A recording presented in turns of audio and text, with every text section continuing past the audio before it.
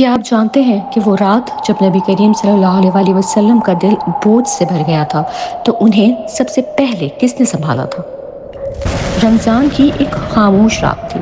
مکہ کی پہاڑیوں میں ایک غار، اور اس غار میں عبادت میں مشغول محمد صلی اللہ علیہ وآلہ وسلم اچانک ایک نور ظاہر ہوتا ہے۔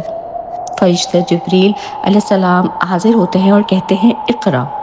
آپ صلی اللہ علیہ وسلم جواب دیتے ہیں ما انا بقاری، میں پڑھ نہیں سکتا۔ 3 مرتبہ یہی منظر ہوتا ہے، پھر الفاظ نازل ہوتے ہیں اقرا بسم ربک الذی خلق۔ یہ پہلی وحی تھی، مگر یہ لمحہ جتنا عظیم تھا اتنا ہی بھاری تھا۔ روایت میں آتا ہے کہ آپ صلی اللہ علیہ وسلم اس وحی کے بعد لرزتے ہوئے گھر تشریف لائے اور فرمایا کہ مجھے چادر اڑا دو، مجھے چادر اڑا دو۔ پھر آپ صلی اللہ علیہ وسلم نے فرمایا کہ مجھے اپنی جان کا خوف محسوس ہو رہا ہے۔ یہ میری جان کو خطرہ ہے والا ڈر خوف نہیں تھا، بلکہ یہ معاملہ بہت بڑا ہے یہ والا احساس تھا۔ آپ صلی اللہ علیہ وسلم کا یہ جملہ کس نے سنا؟ ان کی بیوی نے، ایک ہمسفر نے، ایک عورت نے، حضرت خدیجہ رضی اللہ تعالیٰ عنہا نے۔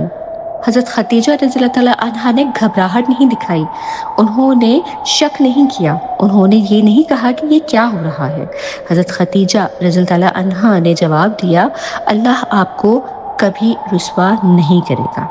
اگر مقصد فزیکل خطرہ ہوتا تو جواب بھی اسی ٹائپ کا ہوتا، لیکن انہوں نے رسوائی کا لفظ استعمال کیا، یعنی مقام اور عزت کی حفاظت۔ پھر انہوں نے وجہ بتائی، انہوں نے فرمایا کہ آپ صلی اللہ علیہ وسلم رشتہ داروں کا خیال رکھتے ہیں، آپ سچ بولتے ہیں، آپ مظلوم کا بوجھ اٹھاتے ہیں، آپ مہمان نوازی کرتے ہیں، آپ امانت ادا کرتے ہیں۔ یعنی انہوں نے نبی پاک صلی اللہ علیہ وسلم کو ان کا کردار یاد دلایا۔ یہ تسلی صرف جذباتی نہیں تھی، یہ یقین پر مبنی تھی۔ پھر وہ یہی نہیں رکیں، وہ آپ صلی اللہ علیہ وسلم کو اپنے کزن ورقہ ابن نوفل کے پاس لے گئیں۔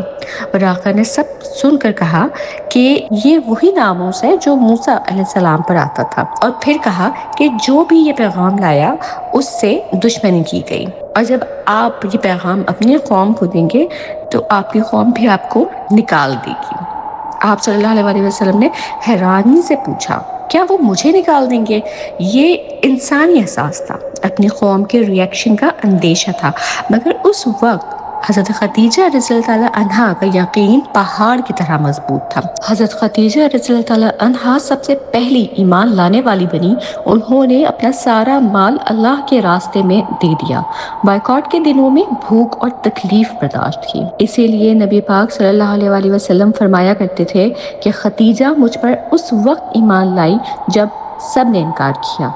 حضرت خدیجہ رضی اللہ تعالیٰ عنہا کے اس عمل سے آج کی عورت کو یہ سبق ملتا ہے کہ جب شوہر تھک کر آئے تو اسے اس کی کمزوری یاد نہ دلاؤ، اسے اس کا مقام یاد دلاؤ۔ جب دنیا شک کرے تو بیوی یقین بنے، جب مشکل آئے تو ساتھ چھوڑنے والی نہیں، ساتھ نبھانے والی بنے۔